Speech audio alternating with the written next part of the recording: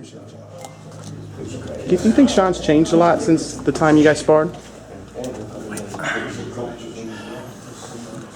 Do I think Shawn has changed? Yes. Do I think he's changed a lot? No. The evidence will come in the ring. Like I said earlier, because I know him, if he has changed, it will be easy to spot. You see? It's going to be easy to spot. So, you know, if your teacher gives you pop quizzes on Wednesdays and then they start doing it on Fridays, that's a change up, you know? So I look forward to all of the nuances that Team Porter is going to bring into the ring. I think it's wise that they bring something new, any trick up the sleeve, you know what I'm saying? But at the end of the day, man, I always reflect back to what Ben Getty said, which is smart fighters win, dumb fighters lose, man. I think about that every single time that I'm getting ready for a fight. So at the end of the day, man, I'm going to be Keith Thurman. I'm going to be strong. I'm going to be fast. I'm going to be devastating, but I'm going to be intelligent throughout the whole process. I believe a major factor in this fight is going to be defense, you know. I believe if Shawn is going to change something, it's going to be how he approaches his defense. The main reason why he lost in the Kell Brook fight was due to his defense. The main reason why he won the Adrian Broner fight was due to his offense. He was getting caught, but he was outworking his opponent. So if he's going to do anything to make it challenging and to upset Keith Thurman on that night, he's going to have to up his defense, protect himself better. Otherwise, we do believe that knockout will be there waiting. You know, they make it was somewhat shocking to see the smaller Adrian Broner create that knockdown in the 12th round. You know, the most evident thing was the fatigue that was on Shawn Porter, the fact that he was a little square when he got caught. He went down and he got up pretty quick, you know, so I don't really think that he was severely hurt. I think he was maybe a little stunned and shocked from actually hitting the mat from the blow.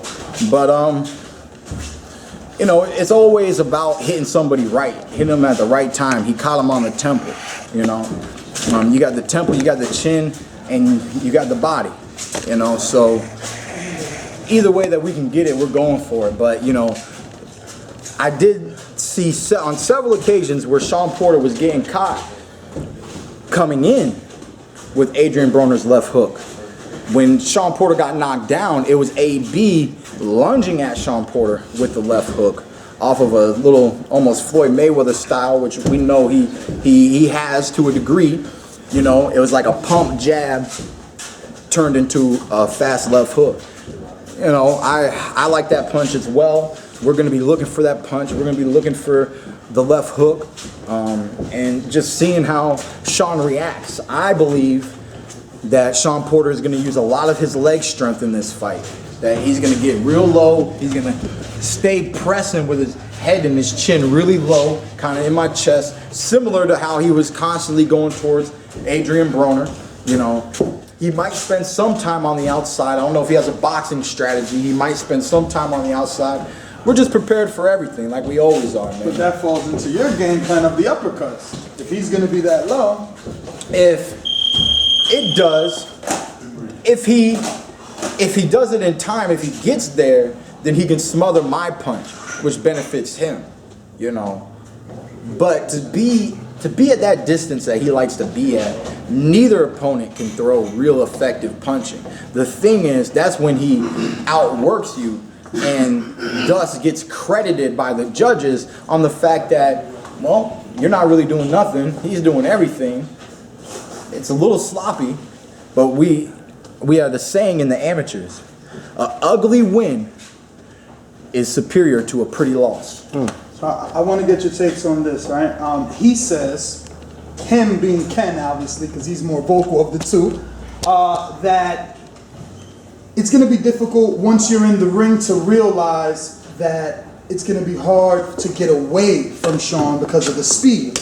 Because comparing Shawn, his legs, and him as a fighter, to any other fighter that you faced thus far, Shawn is more of an athlete. He was a natural football player and all these other sports is what his father says. So he's going to be able to cut that ring off quicker. You Yeah. believe that? To a degree, I do. You know, Kenny Porter and Shawn Porter work very hard on their footwork and their ability to cut off the ring.